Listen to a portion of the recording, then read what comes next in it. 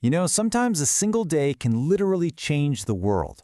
Today we're going to break down one of those days, January 24th, 2026.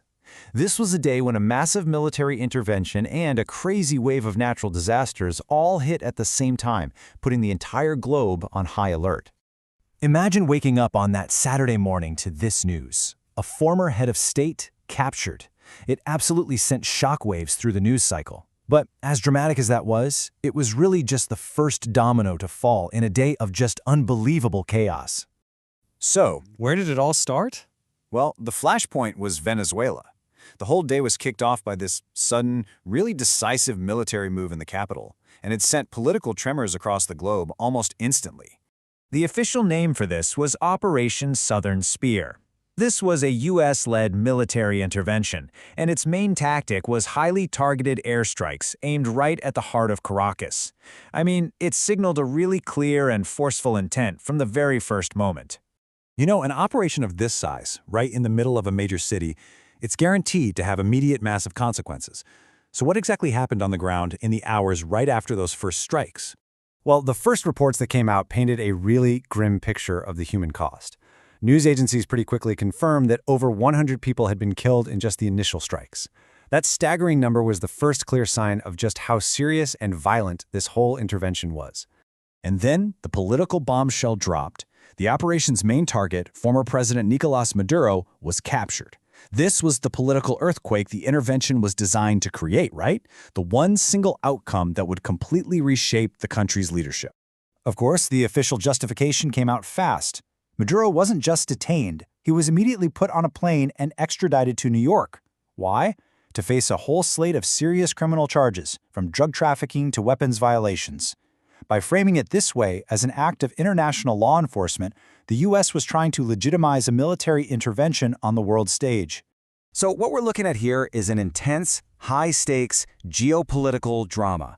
This is a crisis that was engineered and executed by people, with predictable but still shocking results. But believe it or not, this man-made conflict was only half the story of January 24th. Because while the world's attention was completely locked on Venezuela, the planet itself seemed to have its own violent agenda. And this, right here, is what made that Saturday so incredibly challenging.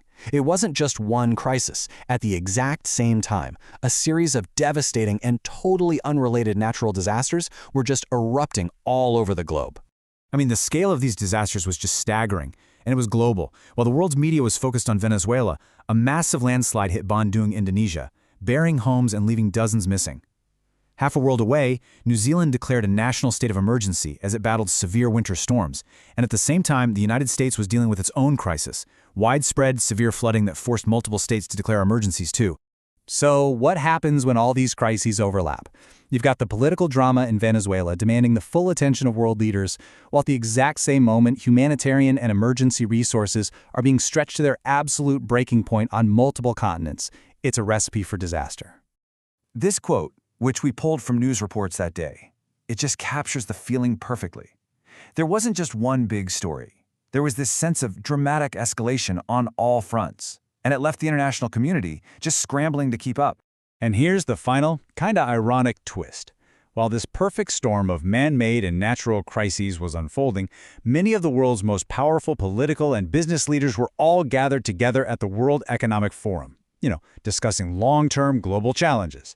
Probably completely unaware they were living through a real-time stress test of the entire system.